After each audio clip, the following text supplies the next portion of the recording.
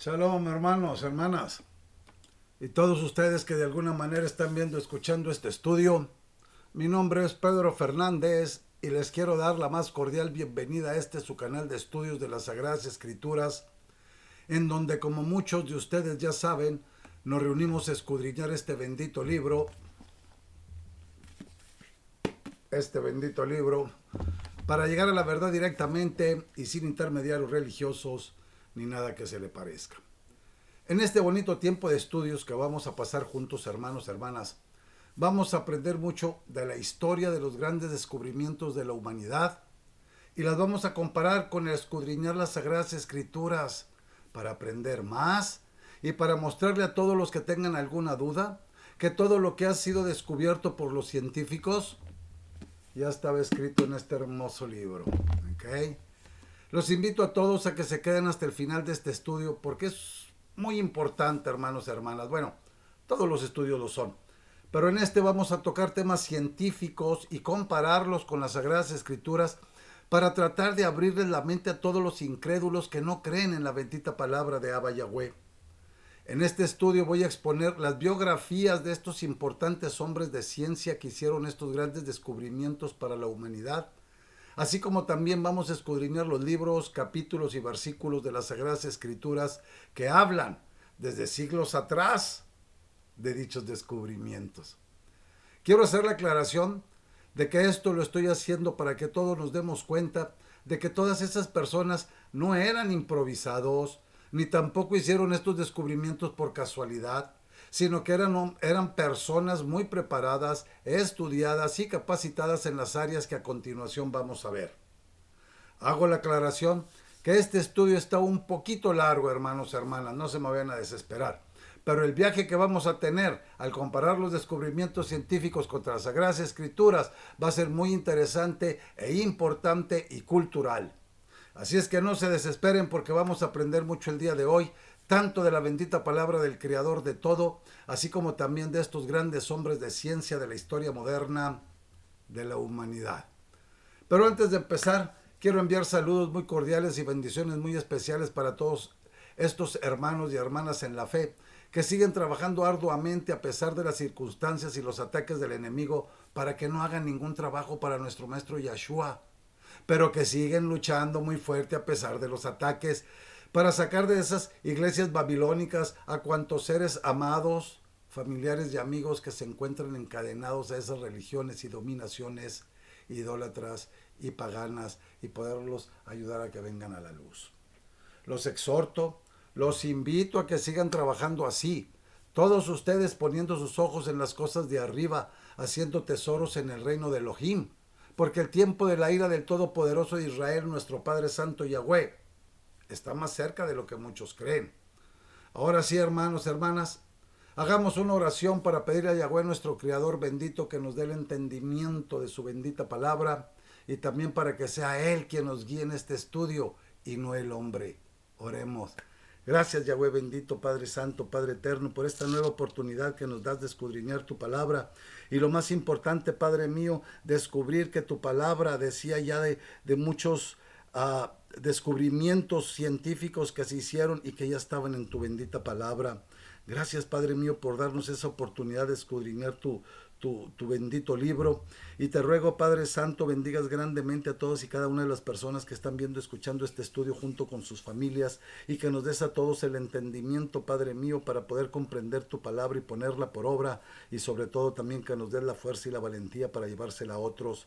Te ruego, Padre Santo, te quedes con nosotros en este estudio y que seas tú el que lo guíe. En el nombre de Yahshua HaMashiach, tu Hijo amado, nuestro Mesías Salvador, te lo pedimos y ponemos este estudio en tus pies. Amén y Emet. Ahora sí, hermanos, miren, tenemos que comprender que para muchos seres humanos es muy difícil de creer en lo que las Sagradas Escrituras nos dicen, porque vienen historias muy fantásticas y fabulosas que para la mente humana es muy difícil de creer, y también porque ellos piensan, y piensan bien, de que las escrituras fueron escritas por hombres, y es correcto. Lo que no entienden o lo que no quieren entender es que esos hombres fueron inspirados por el Espíritu de Santidad, que les decía qué es lo que tenían que escribir. Ellos no escribían por su propia cuenta o pensamiento, Por eso es que a pesar de que fueron muchos los escritores y con muchos años de diferencia entre uno y otro, la concordancia y eventos proféticos descritos en este libro son perfectos. Si las personas en la era moderna, vamos a entrar ya en el estudio, si las personas en la era moderna, por llamarla así, le hubieran puesto un poco más de atención a las Sagradas Escrituras, se hubieran ahorrado mucho tiempo y dinero, porque se habrían dado cuenta desde hace mucho tiempo de que la Tierra no es plana o no era plana, de que la Tierra es un círculo o redonda, como lo podemos ver en el libro de Isaías, capítulo 40, versículos 21 y 22. Fíjense desde cuándo ya se estaba diciendo esto, ¿ok? ¿Acaso no saben ustedes? ¿No han oído? ¿No se les ha dicho desde el mismo principio? ¿No han comprendido cómo fue fundada la tierra? El que está sentado sobre el círculo de la tierra, ahí está, cuyos habitantes le parecen como saltamontes, el que despliega el cielo como un velo y lo extiende como la carpa para habitar. Fíjense ya, ahí está, el que está sentado sobre el círculo de la tierra. Esto lo escribió el profeta Isaías. Ahorita vamos a ver quién era él. Miren, hermanos y hermanas, nosotros caminamos en una tierra aparentemente plana, pero la sabemos esférica. Y eso es toda una proeza del intelecto humano, a pesar de que nos resulte familiar. El horizonte mismo parece decirnos que estamos en un mundo horizontal.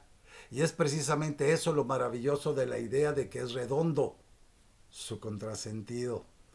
Pensemos un poco en la inmensidad imaginativa requerida para estar con los pies en la tierra sin la tecnología con la que contamos hoy en día y deducir cómo es algo que nunca podrás ver.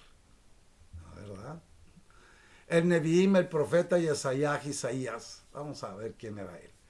Nació en Jerusalén, hacia el año 760 antes de nuestro maestro Yahshua, cuando el imperio asirio dominaba el Medio Oriente.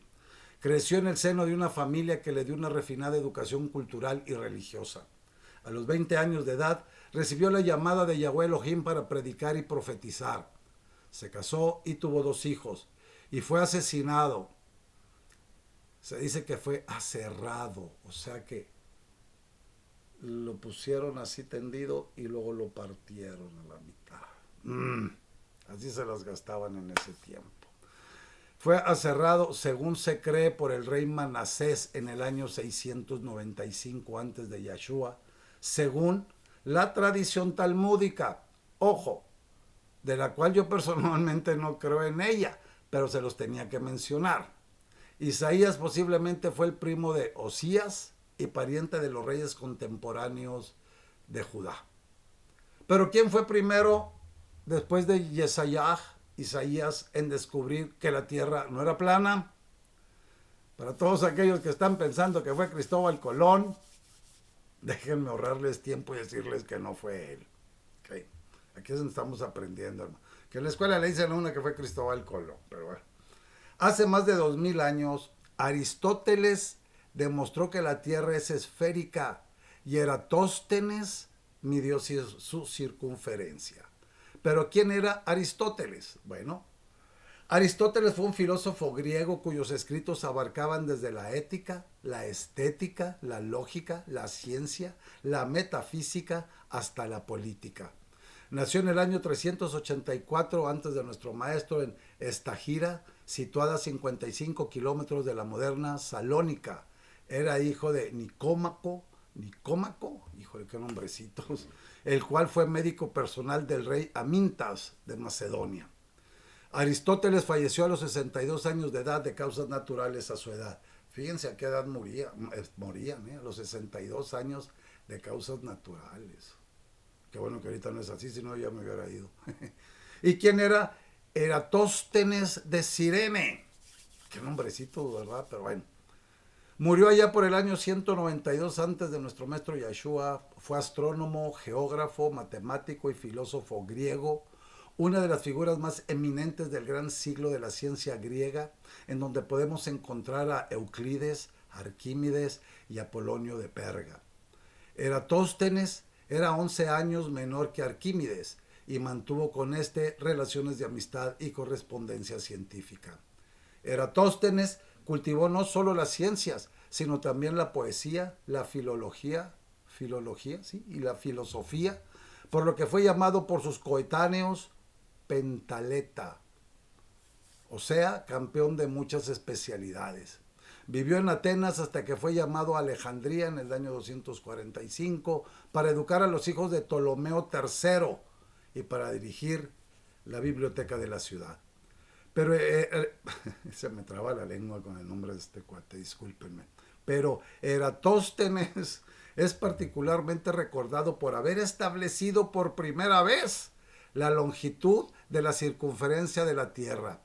252.000 estadios, equivalente a 40.000 kilómetros, con un error de solo 90 kilómetros respecto a las estimaciones actuales.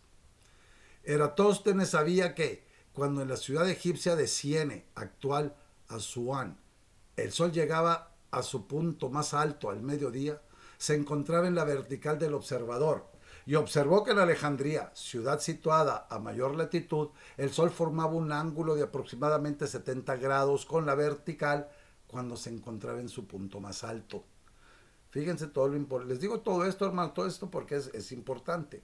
Valiéndose de la distancia existente entre Siena y Alejandría, estimó que la circunferencia de la Tierra superaba en 70 veces la longitud y dedujo fácilmente su medida mediante una cualificada ecuación. Ok, hermanos, hermanas, ya vimos una de las varias comparaciones de descubrimientos científicos que ya estaban escritos en las Sagradas Escrituras y que se vino a ver muchos años después, ¿verdad?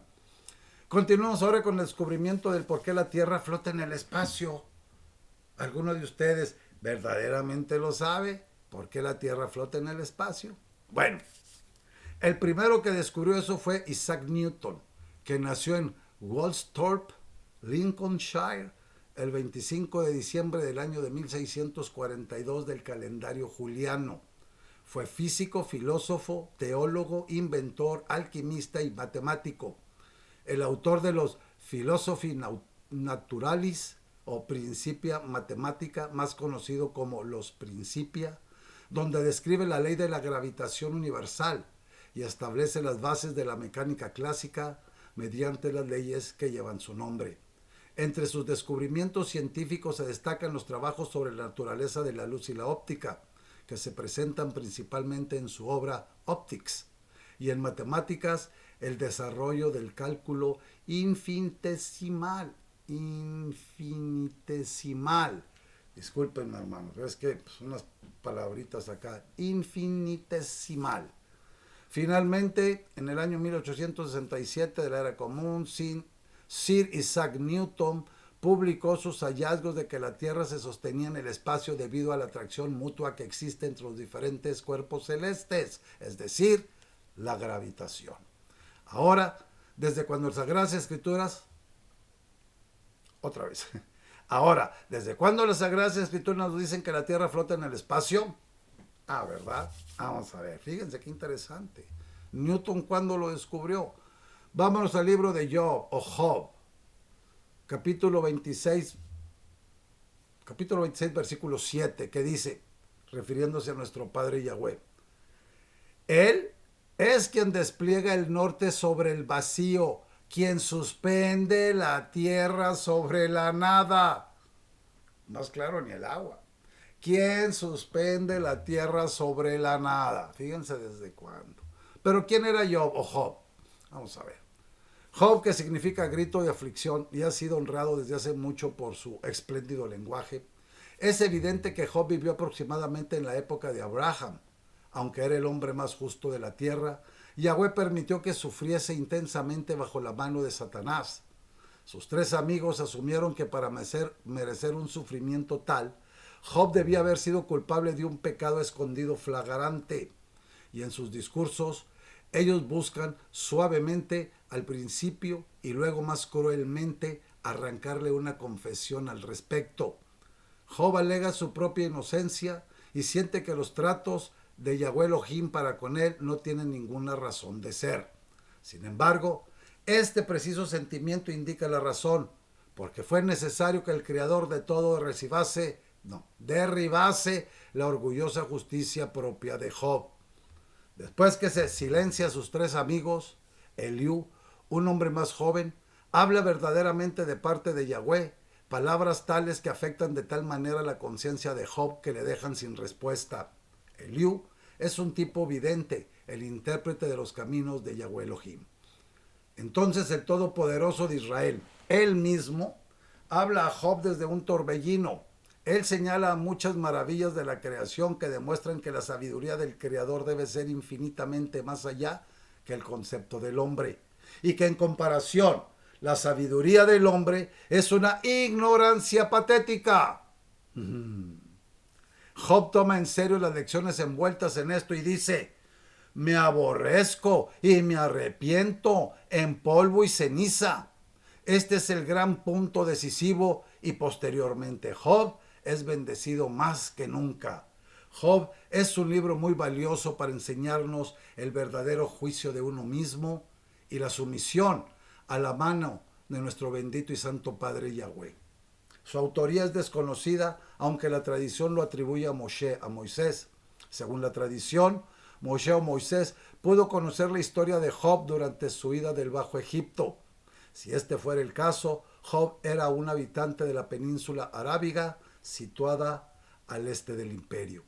Aunque algunos de estos especialistas datan el libro entre el año 500 antes de nuestro maestro y el año 250 antes de él, su cita en antiguos manuscritos judíos descartan tal opción.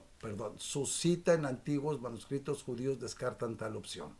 Popularmente se considera que este fue escrito alrededor del año 500 antes de nuestro maestro. Yo me pregunto, hermanos y hermanas, y probablemente algunos de ustedes también se lleguen a preguntar, de que si todos estos grandes hombres de la antigüedad y de la historia, de grandes descubrimientos, hubieran consultado las Sagradas Escrituras desde ese principio, creo yo que la historia de la humanidad hubiera sido algo diferente a lo que conocemos el día de hoy. Pero lamentablemente no existe. Pero bueno, ya llevamos 2 y faltan más por comprobar científicamente lo que las Sagradas Escrituras nos dicen desde la antigüedad y que apenas se han descubierto en lo que se le llama ahora la era moderna. Continuemos.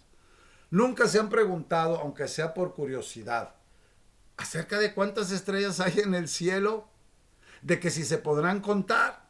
Bueno, vamos a ver qué es lo que los científicos dicen al respecto y luego lo consultamos con las Sagradas Escrituras, ¿ok? Vamos. Empecemos diciendo que para muchas personas una noche despejada es un espectáculo natural, porque fascina por la cantidad de estrellas que se pueden divisar como pequeños puntos de luz en el firmamento. Sin embargo, eso es solo una pequeña fracción de todos los cuerpos celestes que existen solo en nuestra galaxia. La mayoría están demasiado lejos como para que los podamos ver u observar. Miren, hermanos, hermanas, tenemos que darnos cuenta que en todo el universo hay galaxias, cúmulos de estrellas, planetas, gases, polvo espacial, entre otras muchas cosas más. Tomemos en cuenta que las galaxias son diversas, que no hay una que sea igual a la otra, y también se puede notar que vienen en diferentes tamaños y formas. Pero la pregunta ¿es posible calcular con exactitud cuántas estrellas hay o existen? Para eso debemos estimar el número de galaxias. Según Big Think, los astrónomos suelen tomar fotografías muy detalladas de pequeñas partes del cielo y cuentan las galaxias para luego multiplicar por el número de imágenes necesarias para fotografiar todo el firmamento. Según ese sitio, señala que hay un estimado de, se los voy a decir, hermanos, ustedes chequen el número, o es un 2, 3 ceros, 3 ceros, 3 ceros, 3 ceros de galaxias en el universo. Eso es 2 billones de galaxias, las cuales tienen millones y millones y millones de estrellas cada una. Aunque no es posible conocer con exactitud cuántas estrellas hay en cada una de esas galaxias, sí se puede calcular un valor aproximado de los cuerpos celestes presentes en la Vía Láctea. que es el hogar del planeta Tierra donde nosotros habitamos. Esta es una galaxia espiral, en la que sus estrellas se agrupan en brazos que giran constantemente. Esas estrellas también son diversas y vienen en una amplia variedad de tamaños y colores. ¿Ok? Vamos a escoger de los científicos un ejemplo. El Sol es una estrella blanca de tamaño, peso y calor medio con 27 millones de grados Fahrenheit, 15 millones de grados Celsius en su centro, por si no sabían.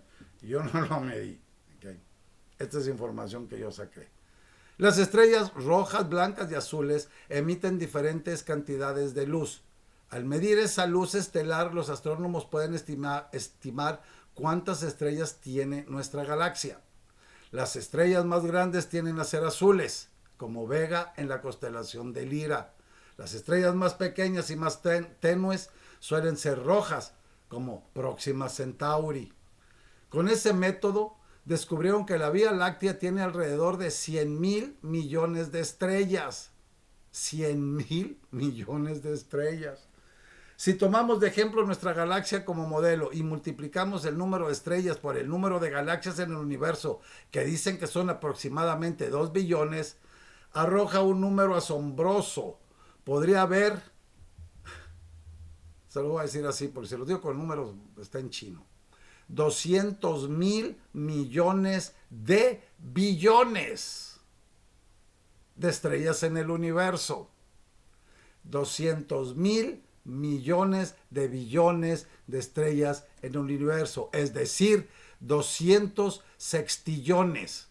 La verdad yo no sé cómo leer ese número y no tengo ni idea de cómo pueden calcular eso realmente, pero bueno, ellos son los científicos, nosotros somos los mortales. Ok, hermanos y hermanas, seamos realistas y démonos cuenta de que ese cálculo es completamente matemático y humano, por lo cual no es exacto. Porque humanamente no se pueden contar. Y si los científicos hubieran recurrido a las Sagradas Escrituras, se habrían dado cuenta de ello y no habrían perdido tanto tiempo tratando de contarlas, como lo podemos ver en el libro de Yirmeyah. Aquí están las Escrituras diciéndonos eso. Yirmeyah, Jeremías, capítulo 33, versículo 22. Aquí lo dice desde el principio. Como el ejército del cielo que no se puede contar. Ahí lo está diciendo. Y como las arenas del mar que no se pueden medir, así multiplicaré la descendencia de mi siervo David y de los levitas que me sirven. ¿Se dan cuenta, hermanos, hermanas, que en las Sagradas Escrituras están todas las respuestas a muchos de los descubrimientos científicos que se han realizado en la época después de nuestro maestro Yeshua y que estaban mucho antes, ya especificadas en este libro? Bueno, aquí se nos está diciendo claramente que es imposible contar las estrellas del firmamento. Si hubieran visto el libro de Yirmeyah o Jeremías, se hubieran ahorrado mucho tiempo y dinero en descubrir eso. Pero continuemos, que todavía hay mucho más. ¿Saben ustedes en dónde está la vida? Bueno, las Sagradas Escrituras nos dicen que la vida está en la sangre. Esto lo podemos ver si nos vamos al libro de Vaikra o Levítico, capítulo 17, versículo 11, que dice: porque la vida de la carne está en la sangre. Papas directo al empezar. Porque la vida de la carne está en la sangre. Y yo, dice nuestro Padre, se la he asignado a ustedes para hacer expiación por sus vidas sobre el altar. Es la sangre, la vida, la que realiza la expiación. ¿Por qué la vida de la carne está en la sangre? Eso fue escrito por Moisés, hace muchísimos años. De hecho, está en el tercer libro de la Torá o Pentateuco, como quieran llamarlo. Ahora, ¿cuándo y quién descubrió que la vida está en la sangre? Ok, nosotros ya lo vimos en el libro de Vaikra, que apenas fue el tercer libro y ya estaba diciendo nuestro Padre, ojo, la vida está en la sangre. El 17 de abril del año 1616, hace aproximadamente 406 años, William Harvey presentó por primera vez a los miembros del Royal College of Physicians su revolucionario descubrimiento de que la sangre circulaba, bombeaba por el corazón y que no se generaba indefinida e ininterrumpidamente. Debemos los conocimientos sobre fisiología cardiovascular a los estudios del médico inglés William Harvey, quien supo aunar algunas observaciones anatómicas procedentes con los primeros experimentos médicos cuantitativos realizados por él mismo. Su gran descubrimiento consistió en demostrar que el corazón envía la sangre hacia todo el cuerpo y que ésta regresa en su totalidad al corazón en un circuito cerrado, proceso que tiene lugar todo el tiempo y con toda la sangre. Este descubrimiento es considerado como el único adelanto en fisiología de principios del siglo XVII. Pero además de la importancia de este descubrimiento, Harvey fue pionero en otros aspectos. Fue el iniciador del método científico.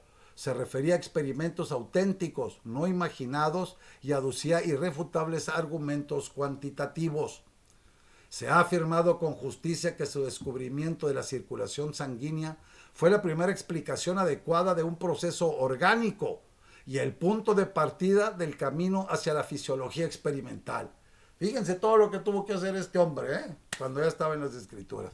Pero ¿quién fue William Harvey? Vamos a ver quién fue este cuate. Bueno, William nació el 1 de abril del año 1578 en Folkestone, condado de Kent, al sudeste de Londres. En 1593 inició los estudios de humanidades en el Caius College de Cambridge y en 1599 comenzó sus estudios médicos en la Universidad de Padua, que era el centro más importante para estudiar medicina desde los tiempos de Vesalio. Allí, a pesar de ser inglés, bien se le pudo tomar por un italiano, porque era de estatura media baja, pelo negro, tez olivácea, ojos oscuros y tenía un temperamento colérico. En Padua fue alumno de los anatomistas Fabricio y Caserio y del filósofo Sermonini. William se doctoró en el año de 1602. En el año 1607 regresó a Londres e ingresó en el Royal College de Physicians, la cual donaría su biblioteca en el año 1651. Desde el año 1609 fue médico del Hospital Saint Bartholomew y en 1615 fue nombrado profesor de anatomía y cirugía.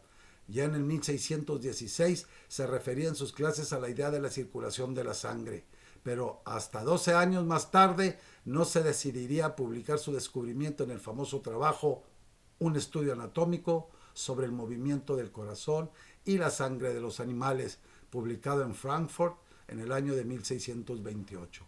Hermanos, hermanas, esto es muy importante porque yo quiero que se den cuenta realmente estos hombres eran genios en este mundo, porque si hubieran consultado las escrituras hubieran sido más genios. Pero bueno, aquí esto es para demostrarle a los que no creen en las escrituras que todos los descubrimientos que se han hecho ya estaban aquí. ¿Y cómo es que ya estaban aquí? Se preguntarán algunos, porque nuestro Padre así lo dictó. Así de simple. Más tarde fue médico extraordinario del rey Jaime I y en 1625 fue nombrado médico del rey Carlos I, con quien mantuvo una creciente amistad. Asistió al rey durante el asedio de Oxford en el año 1642 y lo acompañó hasta su ejecución en el año 1649 en manos de los parlamentarios de Oliver Cromwell. Harvey fue nombrado de genio vivo y carácter independiente, interesado en las artes y en la literatura, tanto como en biología y en medicina, motivo por el cual, debido a sus viajes, combinó la adquisición de pinturas y libros con las demostraciones anatómicas. El 3 de junio del año 1657, a los 79 años de edad, Harvey perdió repentinamente su visión, luego el habla y finalmente falleció de un ataque cerebrovascular en su casa. Su último acto fue entregar personalmente su anillo, su reloj y otros recuerdos a sus sobrinos. Fue enterrado en el panteón familiar de Hampstead, en Essex. La doctrina de la circulación de la sangre influyó profundamente en la medicina de aquellos años y se discutió en todas partes, inclusive en América, destacándose los comentarios de Charles Morton en Boston en 1690, Federico Bottoni en Lima en 1723 y Marcos José Salgado en México en 1727. El descubrimiento de la circulación de la sangre fue el gran descubrimiento del siglo XVII. Las demostraciones de Harvey dieron un golpe mortal a la fisiología galénica al aportar la solución a este problema milenario.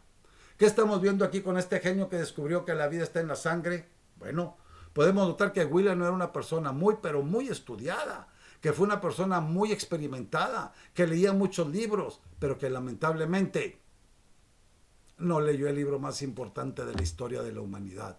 Porque si él hubiera estudiado un poco las Sagradas Escrituras, se hubiera dado cuenta de lo que se dice en el libro de Baikra, en Levítico, y hubiera confirmado su descubrimiento de que la vida está en la sangre, sin la necesidad de hacer experimentos con los animales. ¿Se están dando cuenta, hermanos, hermanas, que en las Sagradas Escrituras están todas las respuestas a los descubrimientos que se hicieron y que se siguen haciendo en la era moderna? Lo que pasa es que pierden mucho tiempo y dinero los científicos leyendo y escribiendo libros y haciendo investigaciones, tratando de hacer las cosas a su manera y no buscan cómo hacerlo correctamente. Mejor buscan el camino más largo siguiendo sus teorías, así como actualmente muy pocos creyentes son los que buscan la verdadera verdad que está en las Sagradas Escrituras. Sin embargo, muchos, pero muchos, prefieren seguir las teorías de los hombres o religiones, como quieran llamar.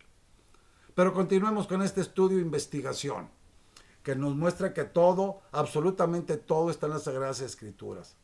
Así como también, ¿saben qué? Yo no me hubiera imaginado esto. La oceanografía, que es la ciencia que estudia las corrientes marítimas y muchas cosas más de los océanos. Pero yo no me podía imaginar que esto también viniera en las Sagradas Escrituras, ok, pero bueno. Sobre los caminos de los océanos, vamos a ver primero quién fue el que descubrió esta ciencia y qué aportó al mundo moderno. Luego nos enfocamos para ver qué nos dice la bendita palabra de nuestro Padre Santo Yahweh sobre este tema. ¿Ok? Ahí vamos. ¿Quién descubrió esta ciencia? Fue Matthew Fontaine Maury, que nació en Fredericksburg, estado de Virginia, en el año 1806 y murió el 1 de febrero del año 1873. Era hijo de un granjero y desde muy joven quiso emular la carrera naval de su hermano, el teniente John Maynard Maury, quien como oficial de la Marina norteamericana murió de fiebre amarilla tras combatir la piratería. Como resultado de la dolorosa muerte de su hermano, el padre de Matthew le prohibió incorporarse a la Marina. A pesar de ello, Maury logró asistir a la Academia de West Point. Ojo, West Point no es para cualquiera, ¿eh? Y obtener su nombramiento como oficial de la Marina, ¿saben a qué edad? Cuando apenas tenía 19 años de edad. Maury fue guardiamarina en la fragata Brandywine que condujo al marqués de Lafayette a Francia. Casi inmediatamente comenzó a estudiar los mares y los métodos de registro de la navegación. A los 24 años ya había dado la vuelta al mundo. En el año 1839 quedó cojo por un accidente de diligencia y fue obligado a retirarse del servicio activo. Le destinaron a lo que parecía un puesto poco exigente, el de superintendente del depósito de cartas marítimas e instrumental. Pero, dedicado a sus funciones con una energía incansable, empezó a interesarse por el estudio de vientos y corrientes. Para ayudar a recopilar datos, diseñó unos cuadernos de bitácora especiales que distribuyó a los capitanes de los barcos. Los estudios realizados a través de las cartas de navegación y estos cuadernos permitieron una clasificación de las travesías y conocer de forma empírica las rutas más favorables entre las efectuadas para trasladarse desde un punto a otro. De esta manera, la travesía desde Nueva York a California, que tenía una duración media de 180 días, gracias al asesoramiento de Maury, fue reducida hasta los 100 días. Y la travesía desde Inglaterra hasta Australia, que duraba alrededor de 125 días de ida y otros tantos de vuelta, fue reducida gracias a una nueva propuesta de Maury, quien indicó que el viaje de ida se hiciera atravesando el Cabo de Buena Esperanza y el regreso por el Cabo de Hornos, gracias a lo cual el conjunto, o sea, ida y vuelta, se redujo solo a 130 días. Yo sé que esto es mucho rollo, hermanos, pero es muy importante que nosotros nos demos cuenta de que fueron hombres muy importantes los que descubrieron lo que aquí ya estaba escrito. Por eso les digo todo. Esto es muy interesante, hermanos, aparte como cultura general. Yo aprendí mucho de esto, se los digo desde ahorita. Yo no sabía muchas cosas de estas personas. Ahora ya lo sé y me siento muy orgulloso de poder comprobarlo con las Sagradas Escrituras y ver que las Sagradas Escrituras se escribieron primero todos esos descubrimientos. ¿Ok? Vamos a seguir. Maury estaba convencido de que el estudio de los océanos no podía avanzar sin la cooperación de las naciones. Como resultado de sus esfuerzos, se celebró en el año 1853 una conferencia internacional en Bruselas, en lo que los gobiernos se mostraron de acuerdo para adoptar un sistema estandarizado de anotaciones náuticas. En el año 1855 publicó el primer libro de texto mundial sobre oceanografía o geografía física del mar. Cuando estalló la Guerra Civil Estadounidense en 1863, fue nombrado director de la Defensa Costera de, de los Estados Confederados de América. Tras la derrota de la Confederación, tuvo que exiliarse primero a México y después a Inglaterra. En 1868 volvió a Estados Unidos como profesor de física del Instituto Militar de Virginia en Richmond, donde pasó los últimos 5 años de su vida. En 1930 su creación de la ciencia de la oceanografía fue reconocida cuando fue elegido para figurar en el Salón de la Fama de los grandes norteamericanos. Fíjense nomás. Ok, ahora vamos a ver qué nos dicen las Sagradas Escrituras. Y para eso nos vamos al libro de Teilim. Esto es bien cortito. Teilim, Salmos, capítulo 8, versículo 8. Y dice: y todo lo que se mueve en las regiones marinas, y todo lo que se mueve en las regiones marinas, las corrientes y todo eso. Si vemos el principio del capítulo 8, nos damos cuenta de que Yahweh Elohim hizo al hombre un poco menor que los seres divinos y que les dio autoridad sobre las obras de sus manos y los coronaste de gloria y dignidad y todo lo has puesto bajo su dominio, incluyendo animales, aves, peces y todo lo que se mueve en las regiones marinas. Y aquí es donde entra la oceanografía, la cual fue descubierta muchos siglos después. ¿Se está entendiendo, hermanos, hermanas? Porque ahora vamos a ver algo todavía más interesante y que les va a servir también mucho como conocimiento. Vamos a ver la importancia del ciclo hidrológico. Pero, ¿qué es eso? ¿Y qué nos dicen las Sagradas Escrituras de eso? Ok. Vamos a ver primero qué nos dicen las Sagradas Escrituras. Ok. Y después vemos quién y cuándo y dónde fue descubierto este sistema. Vámonos primero al libro de Job, otra vez. Capítulo 36, versículos 26 al 33, que dice: mira, Elohim es más grande de lo que podemos conocer. No se puede contar el número de sus años. Él forma las gotas de agua, las que se convierten en lluvia, provenientes de él. Las nubes derraman aguacero sobre la humanidad. ¿Puede alguien, en verdad, contemplar la expansión de las nubes, los truenos de su pabellón? Mira, él envía su relámpago sobre ella. Ella llena el cauce del mar. Por medio de estas cosas, él controla los pueblos, da comida en abundancia, el rayo llena sus manos. Él le manda dar en su blanco, su trueno anuncia su presencia, el encendido de su vida contra la iniquidad. ¿No quedó claro? Lo podemos ver también en el libro de Coelet, Eclesiastés 1, 7 al 9. Dice, aquí está más claro todavía: todos los ríos van al mar, pero el mar no se llena. Al lugar donde corren los ríos, ahí vuelven a correr. Todas las cosas cansan y nadie es capaz de explicarlas. El ojo no se harta de ver, ni el oído se sacia de oír. Lo que fue, eso mismo será, y lo que se ha hecho, eso se volverá a hacer. No hay nada nuevo debajo del sol. Y por si quedó alguna duda de esto, también el profeta Amós nos lo dice en su libro, en el capítulo 9, versículos 5 y 6, que dice: es Adonai Yahweh de los ejércitos el que toca la tierra y tiembla, y todos los que habitan en ella se ponen de duelo, y toda ella sube como el río y baja como el río de Mizraim, Egipto, el que edificó sus recámaras en el cielo y fundó su expansión sobre la tierra, el que convoca las aguas del mar y las derrama sobre la tierra. Su nombre es Yahweh. Convoca las aguas del mar y las derrama sobre la tierra. ¿Se están dando cuenta, hermanos y hermanas, que todos esos descubrimientos científicos ya estaban escritos en las Sagradas Escrituras? Ahora vamos a ver qué es el ciclo hidrológico. ¿Okay? El ciclo hidrológico, ciclo de agua, es el proceso de circulación del agua entre los distintos compartimientos de la hidrosfera. Se trata de un ciclo biogeoquímico en el que hay una intervención de reacciones químicas y el agua se traslada de unos lugares a otros o cambia de estado físico. En otras palabras, el ciclo hidrológico comienza con la evaporación del agua desde la superficie. A medida que se eleva, el aire humedecido se enfría y el vapor se transforma en agua. A esto se le llama la condensación. Las gotas se juntan y forman una nube. Luego estas caen por su propio peso. A esto se le llama la precipitación. El ciclo hidrológico nos cuenta cómo se mueve el agua de la tierra. El ciclo comienza con la evaporación del agua de mares, océanos y de la superficie terrestre gracias al calor del sol, formando nubes. Esta agua se vuelve a la tierra en forma de lluvia, nieve o granizo.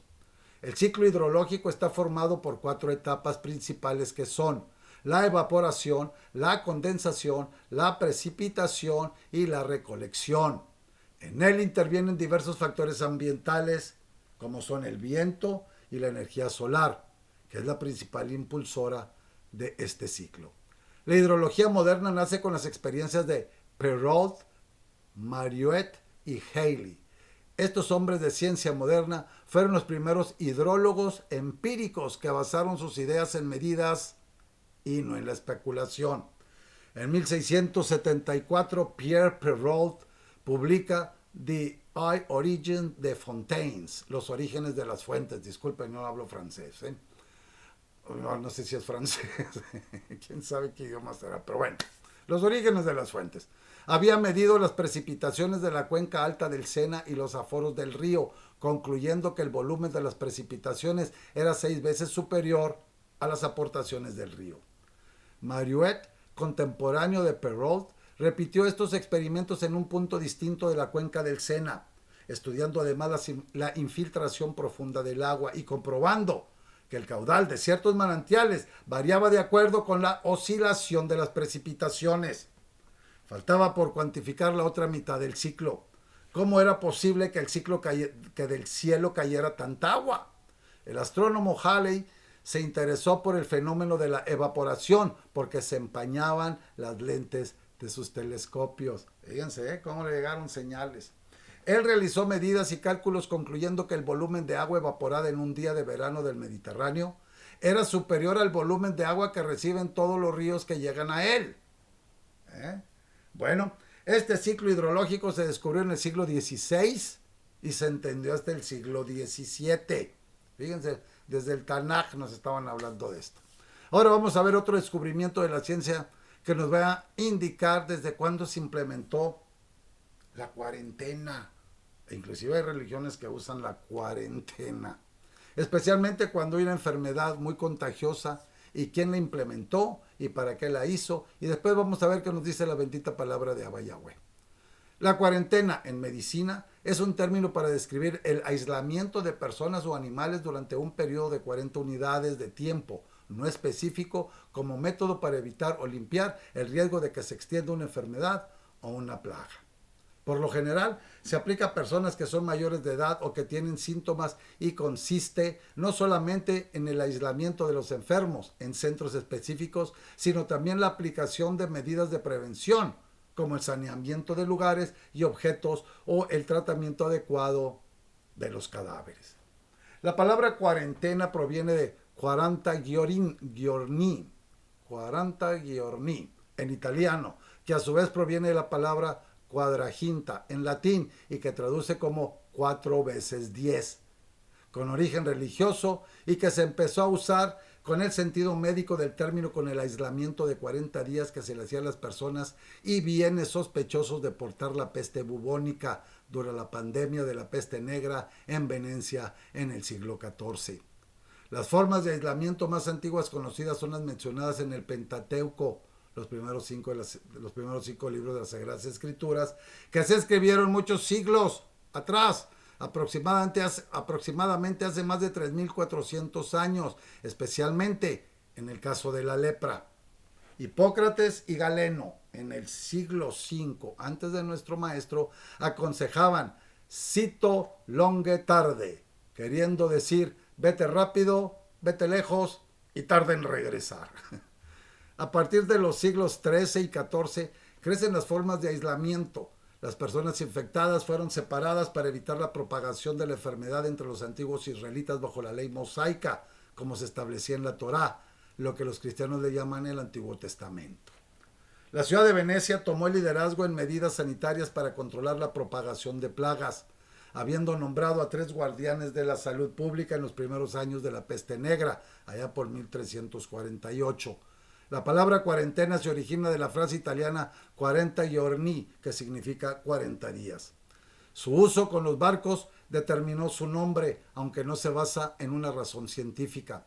En la mayoría de las enfermedades, el periodo de incubación es menor a 40 días, salvo contadas excepciones como la mononucleosis infecciosa o el curu. En la época actual, el temor a la contaminación al regresar de la Luna, una contaminación interplanetaria, fue el principal motivo de los procedimientos de cuarentena adoptados para el programa de la primera misión del programa Apolo.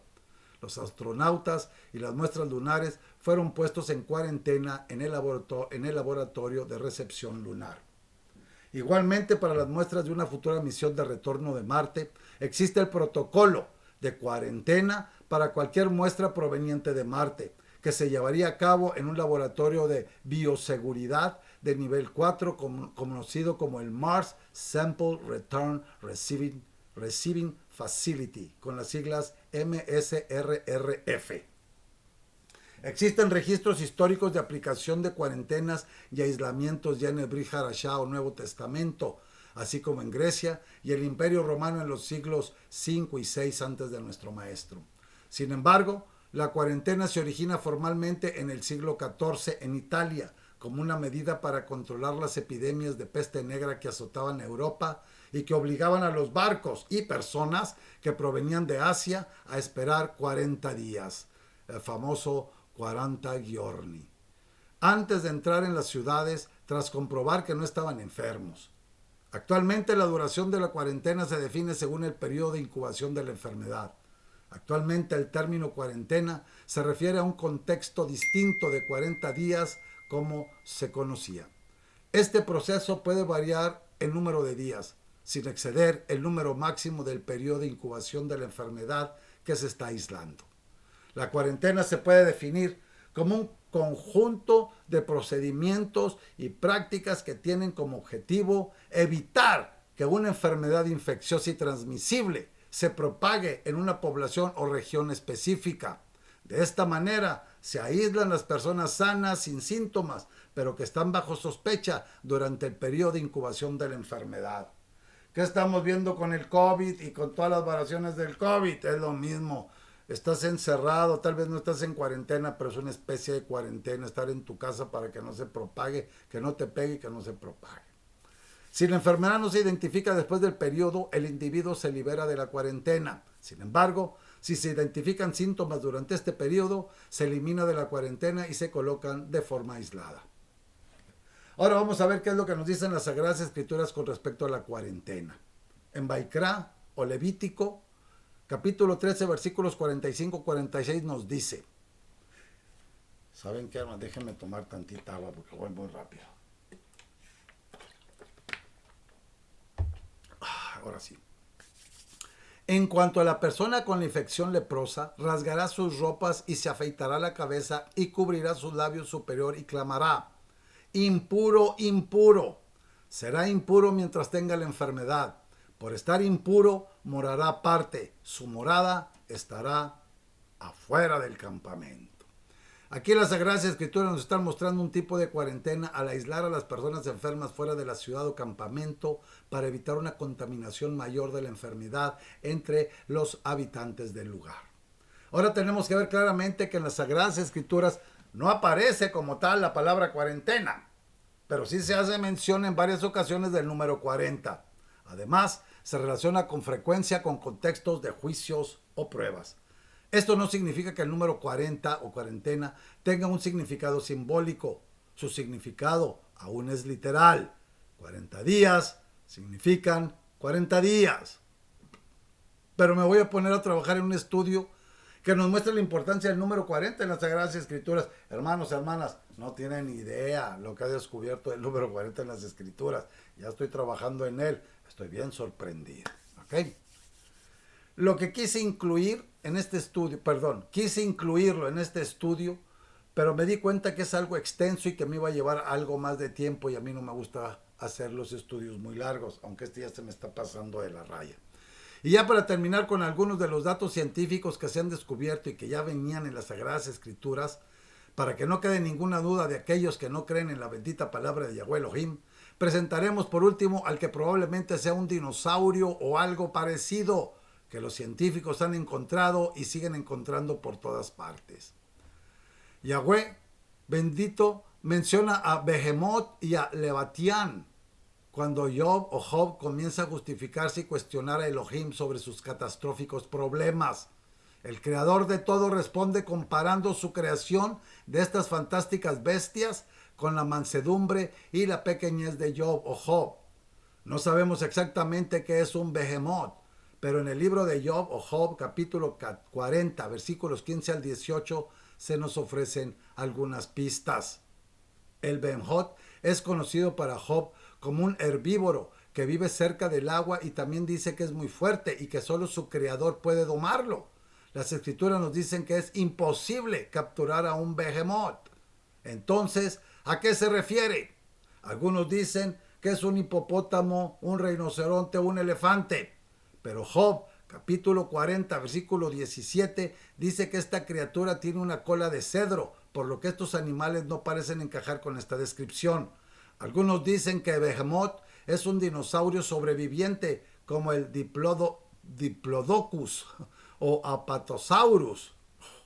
Perdónenme, hermano, esto no es para mí. Estos sí encajan con la descripción, porque son 10 veces más grandes que el tamaño de un elefante. Son los animales terrestres más grandes y tienen colas en forma de tronco de árbol. Ahora vamos a ver quién fue el primero en descubrir los restos de un dinosaurio. La palabra dinosaurio se pronunció por primera vez en el siglo XIX. El anatomista británico Richard Owen acuñó el término durante la reunión anual de la Asociación Británica para el Progreso de la Ciencia en el año de 1841.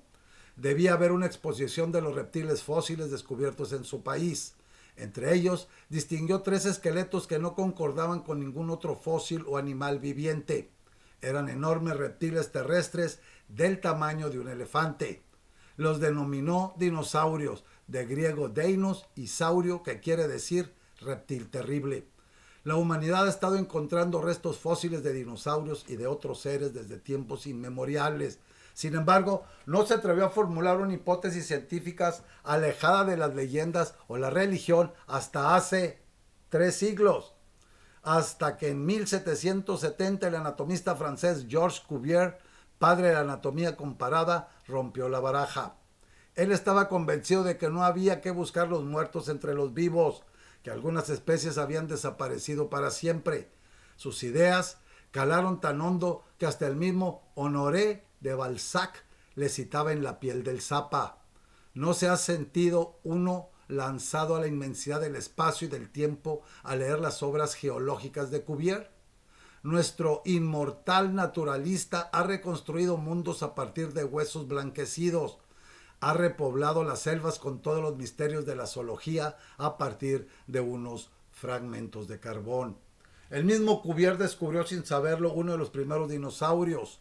En una cantera de Maastricht, en Holanda, aparecieron las mandíbulas fósiles de un enorme animal.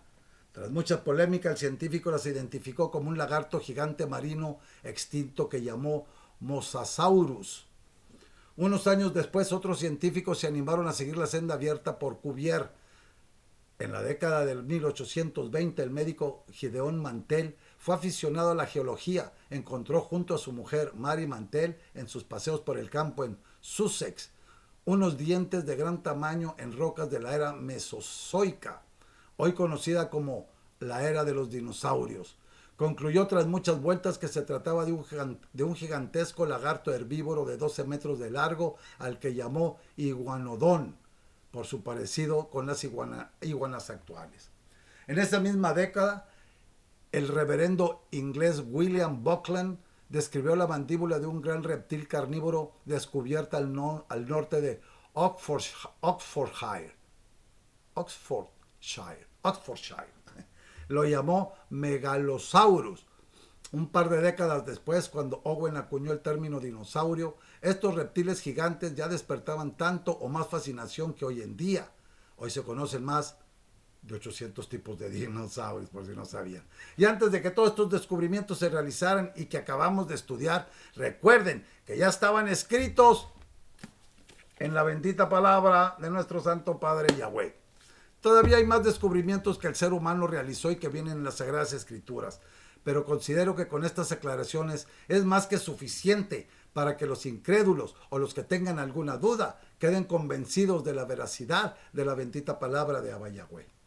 Bueno, hermanos, hermanas, este estudio de investigación resultó ser más largo de lo que yo esperaba y ruego a nuestro bendito Creador Yahweh Elohim que nos abra el entendimiento a todos, especialmente a los que no creen, para que puedan entender y puedan comprender lo que Él nos dice en su bendita palabra. Ya las Sagradas Escrituras nos han mostrado que todos los descubrimientos de la humanidad y más están escritos en este bendito libro. Así que el que quiera creer, pues qué bien, y el que no, pues qué mal, porque no quiere ver ni reconocer lo que Abba Yahweh escribe en su bendita palabra a través de los hombres, que son las leyes que nos deben de regir para vivir en santidad. Más claro ni el agua. Las Sagradas Escrituras han hablado y recuerden que nuestro Padre Santo Yahweh nos dio libre albedrío para que cada quien crea lo que su corazón le dicte. Y ya para terminar, solo les quiero recordar a los incrédulos que hay pruebas físicas de ruedas, de carruajes, de guerras, de armas y otros objetos más de cuando nuestro Padre Santo Yahweh abrió el Mar Rojo o el Mar de los Juncos para que cruzara nuestro pueblo de la huida del ejército egipcio. Pueden encontrar esos videos documentales en el YouTube para que comprueben que eso fue una realidad. No son acá chistes ni películas de Steven Spielberg. Fue una realidad. Bueno, hermanos, hermanas, ruego al Creador de todo que este estudio ha sido bien entendido y que se quede en nuestros corazones para poder mostrarle a los incrédulos que en las Sagradas Escrituras está la respuesta a todo. Abba Yahweh los bendiga ricamente a todos ustedes, junto con todos sus seres amados en Yahshua HaMashiach, el Salvador de nuestras vidas. Y ya por último, solo me resta el agradecerles su finita atención a este estudio e invitarlos a que se suscriban a mi canal de YouTube, en donde encontrarán más de 125 estudios con temas muy diversos que les pueden ayudar a su crecimiento espiritual y personal. Y también para que inviten a más personas a reunirse con nosotros, a escudriñar este bendito libro. Y no se les olvide el tocar la campanita para que se les avise cuando publique un estudio nuevo. Y también pueden distribuir todos los estudios que quieran con sus familiares, amigos y conocidos, ya que estos son completamente gratis para todos ustedes, hermanos y hermanas. Ya saben, yo no cobro por el trabajo que hago para nuestro Padre Yahweh, para nuestro Maestro Yahshua, para llevárselos a ustedes directamente y sin escalas, como decimos. Aquí, conmigo, todo es gratis. Y recuerden el orar los unos por los otros en obediencia a lo que se nos manda en las Sagradas Escrituras. Bueno, ahora sí, shalom, y nos vemos en el siguiente estudio. Bueno, eso sí es que nuestro bendito Padre Santo Yahweh no me ha llamado a rendir cuentas. Cuídense mucho y no se les olvide que los amo mucho en el amor de nuestro Maestro Yahshua. Shalom, shalom, hasta la próxima.